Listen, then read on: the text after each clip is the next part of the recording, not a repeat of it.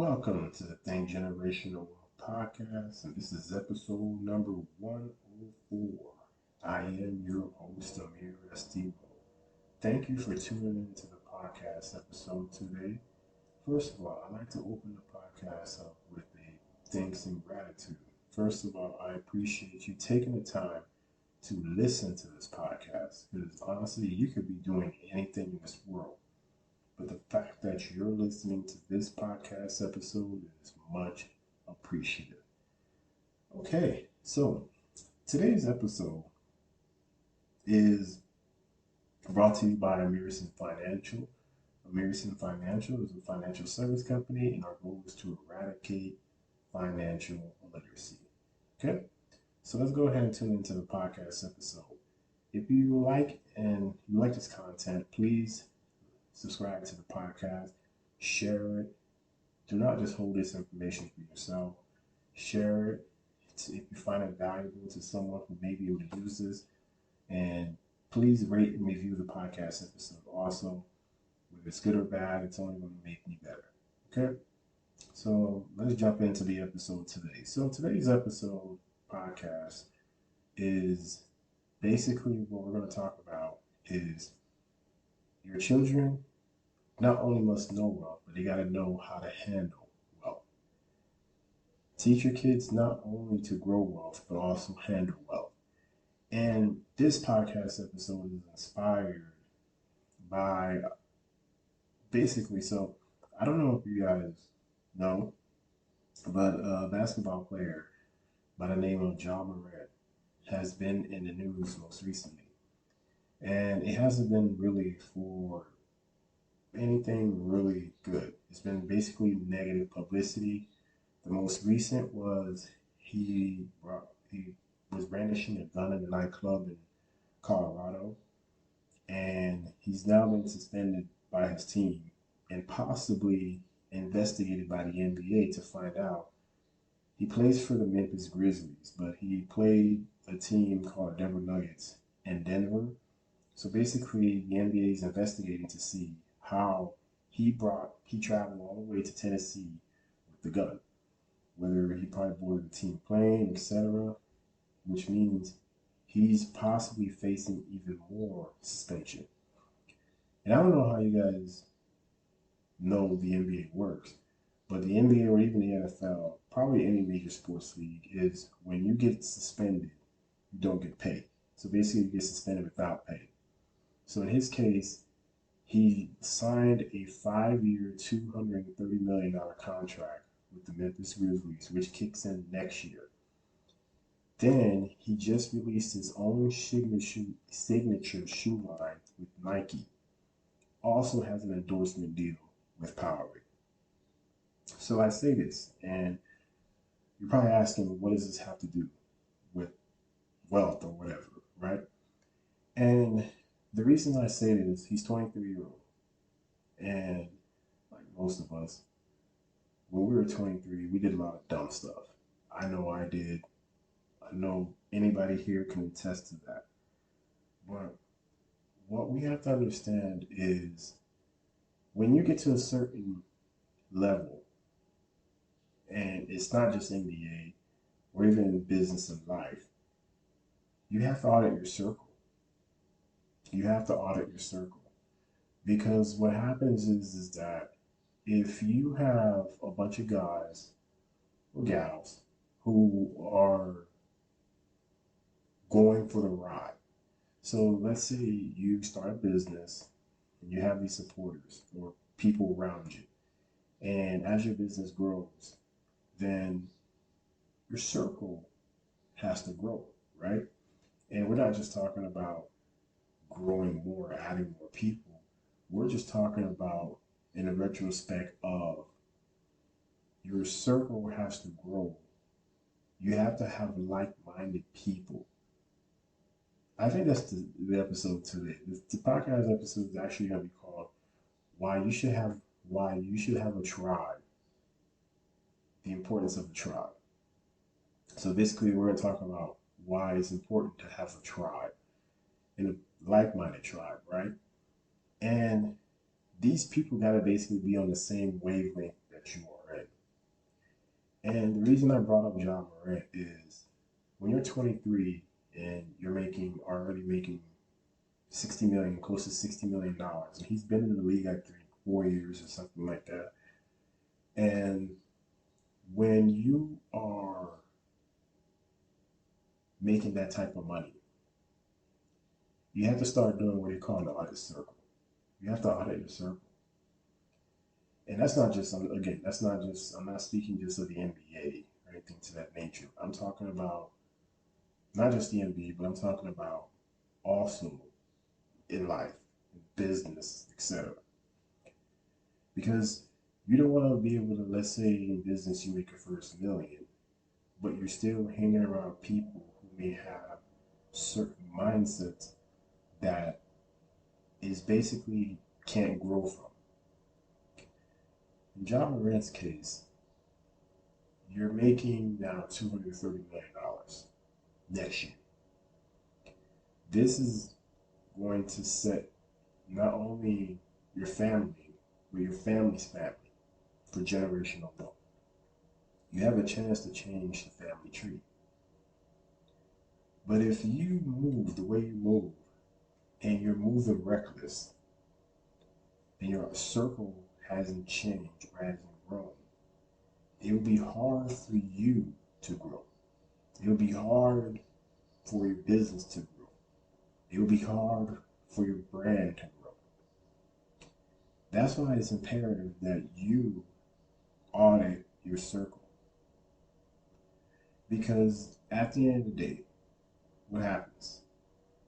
If you end up losing all that wealth, you don't, that circle who's going along for the ride is just going to find somebody else. And the thing is, when it comes to building wealth, you have to be, when you grow, you have to have put yourself now in a different area in life. You are no longer that same person or the same player, etc. Because you're now A, making more money, B, you're in a different level, and your mindset has to be in a different level. And to see this kid, 23 years old, again, in a position to where, and I'm not saying that Ja Morant's father is not involved in his life. His father is in a lot of his games. He attends a lot of his games. And I'm not saying his father probably hasn't, because this is not the first incident with Ja Morant. There's been several incidents within the last year that we can recall. But the thing is that you have to be able, your children have to be able to understand what is the mission. They have to understand what is the goal. And you as a parent, when your child gets to a certain level in life, there's only so much you're going to be able to tell them or you're going to do for them. And in his case, he has to now start wondering, do I need to replace my circle? Because your circle has to grow with you. And if your circle don't grow with you, you need to find a new circle. And that's why it's important to have a circle. So if you come in, you're not in the right track, they can bring you aside and say, we gotta stick to the plan. We gotta know what is the mission, what is the goal. And I think for him is it's a big thing. It's very easy for me to come here and bash the young man. But honestly, I don't want to do that. What we need here is we need to have more people, especially in our communities, African American, Black American, whatever, is we need more chiefs, not Indians. We have too many Indians, not enough chiefs in our communities. And if you think about it, is when you think about it, what some of these statistics you see here in the Black community? There's more children being there's more children being conceived out of wedlock. Divorce rate is or marriage rate is very low in the black community. So what did I say is, if your two parents are not married, that means A, they're probably not together, or B, they're shacking up, whatever you call that these days. And even if that's the situation, how involved is the father, right? Now, in John Moran's case, I'm not saying his father is not involved in his life. What I'm saying is there's too many Indians in our community, but not enough chiefs. So what you have to understand is when you start to make that type of money, is the eye is on you even more. Even if you have a business, a regular business, your regular Joe Swing business, people, especially when you're trying to grow your brand, people are watching what you're doing. People are watching your moves a little bit more. Now you can stay low key, and there's plenty of people that are millionaires, or probably even billionaires, that are very low key, right?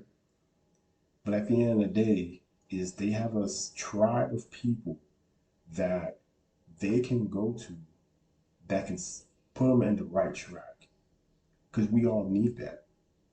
And I think in his situation, that's what he needs, is a tribe of people that are not going to be yes men, but they're going to say, when Ja, you're doing something stupid, or such and such, you're doing something stupid. Now, they're not, their job is not to babysit you, because ain't nobody going to babysit a grown person. But their job is to hold you accountable. And we need more people like that to hold each other accountable. And when it comes to wealth, now, $230 million is a lot of money. But why throw that away to be an image that you're not? And the reason I'm saying this too is because I want to share a story with you guys, a personal story. Probably about 14 years ago, I lost a good friend. I lost a good friend of mine to violence, and the reason I say that is because I could have been a casualty in that moment too. And you say, well, what do you mean, Amir? Well, I remember that night. It was a Monday. I talked to him. Me and him hung out, and we just had conversations like, what do you want to do with your life? What do you plan on doing? And he was telling me he wants to go to school, etc. But I think he was enamored by the street life. And I remember that last conversation, and I said to myself, man, I got to talk to him.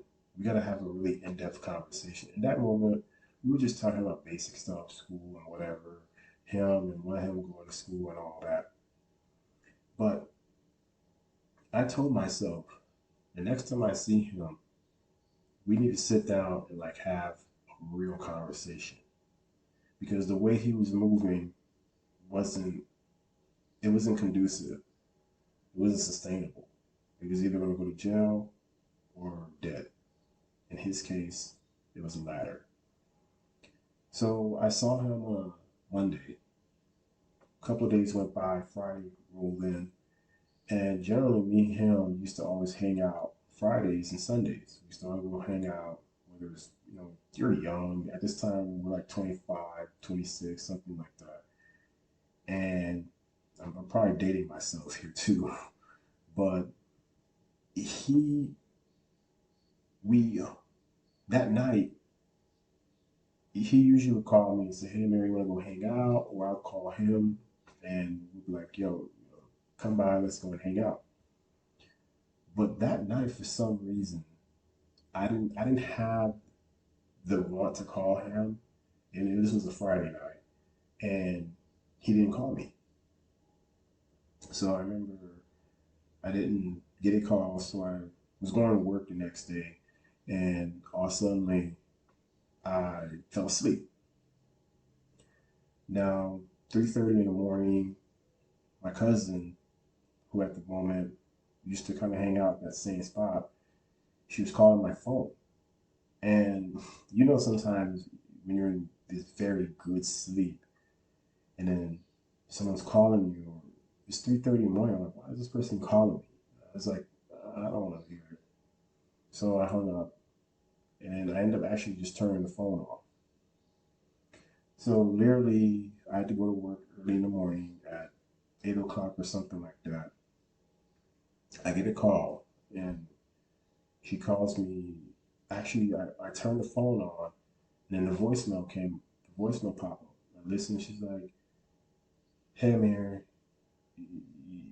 She was just like, "Hey, Amir, um, are you okay?" And I was like, "Yeah, I'm fine, whatever." I listened to the voicemail. Sorry, I listened to the voicemail, and then I gave her a call. She's like, "Call me. It's very important." I said, "Okay, fine." And she called me. She's like, "Hey, Amir, are you okay?" And I'm like, "Yeah, I'm fine. What's going on?" It was a cousin. We used to hang out, but we didn't hang out like that. And we were kind of distant cousins. So she was, "Amir, are you okay?" And I said, "Yeah, I'm okay. Why? What's going on?" And then she's like, "Your cousin or cousin passed away." It's like, "What do you mean he passed away?" And apparently there was something popped out, something went wrong at the party, whatever. That the spot we used to hang out at, and then he ended up getting shot and killed. Him and another friend of his. And I thought to myself, I was like, you know what if I had decided to go out that night? That would have been me too. I would not have been here to do this podcast episode. And not to get like personal or anything like that, it's just that I felt like I wanted to share this. And the reason I wanted to share this is because he had so much potential. And I look at myself now and where I'm at today, he could have been in the same position. But our paths were different. And I say this is when children even have money and they start to have more money, it's not the fact that they have more money, it's do they mature? Because when you're making $230 million or whatever, there's a level of maturity you have to start to establish. And I think for us is when you make that type of money, it's like you made it out. And you do. Whatever your situation is, if you're a person that used to be in the hood, whatever that is, and now you're not in that position anymore, you have made it out. And for me was when I think about that night, and I think about most recently with John Morant, and I wondered to myself is my cousin was trying to live a life that's not what was established for him. His parents were married, and then come to find out his parents were not actually happily married, but they were still, they were married. He came from a married. It was not that he came from a dysfunctional household. It just maybe parents they were not getting along, but not like where he saw violence. So he not only grew up in a position, but he also, and his parents went to church and all that. I don't know if that really means much, but however, I'm just saying there was a structure. And to see that he went another route was disappointing.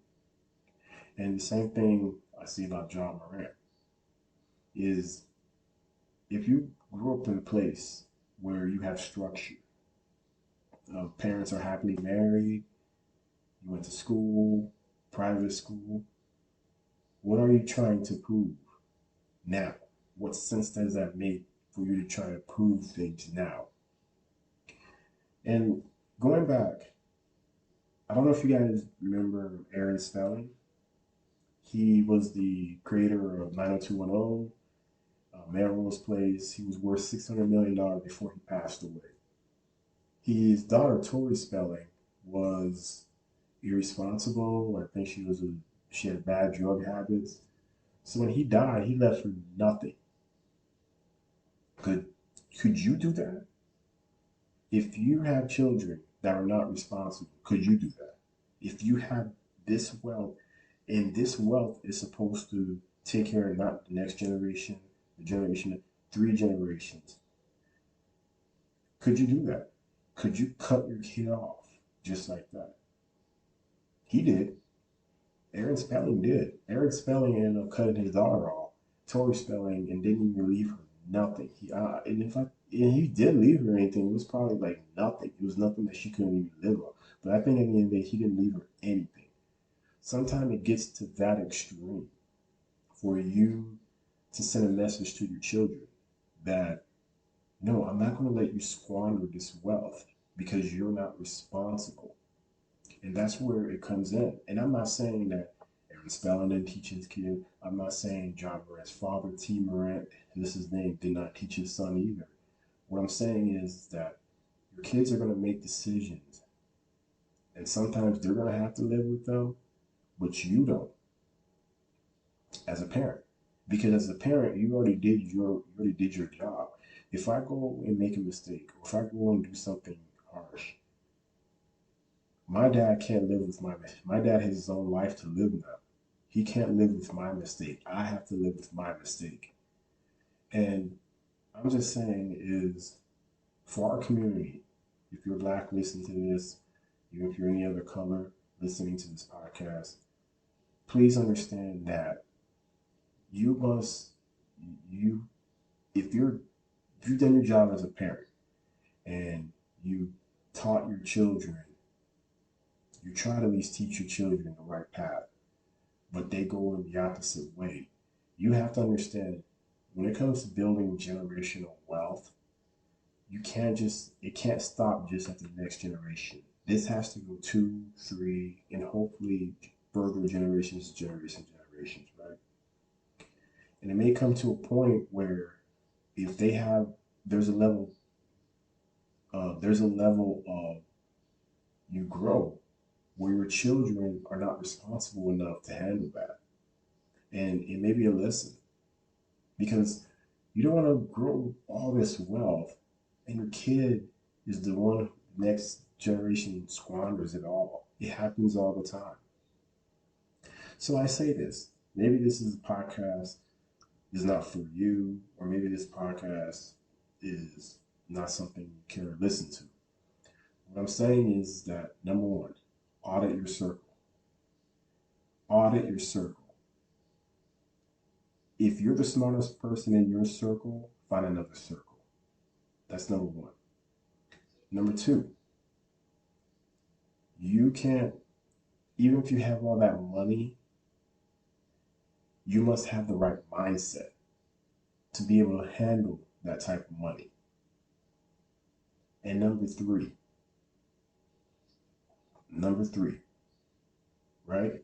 So we have mindset, audit your circle, and you have to be able to teach your children what is the end game, the goal. Do they see the vision that you see?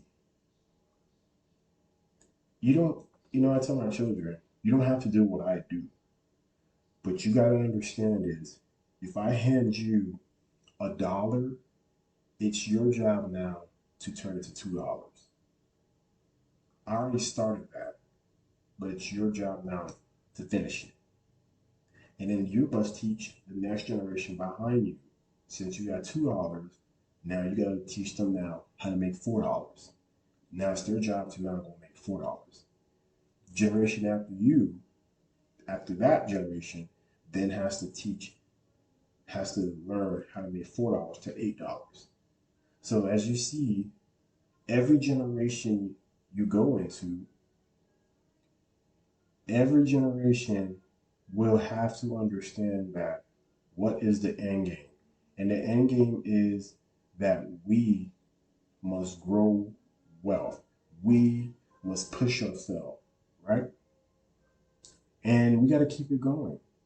We got too many of generations stopping at a certain point and not growing. So as you can hear, as I end this podcast today, understand one thing. Teach it. Make sure your kid has the right mindset.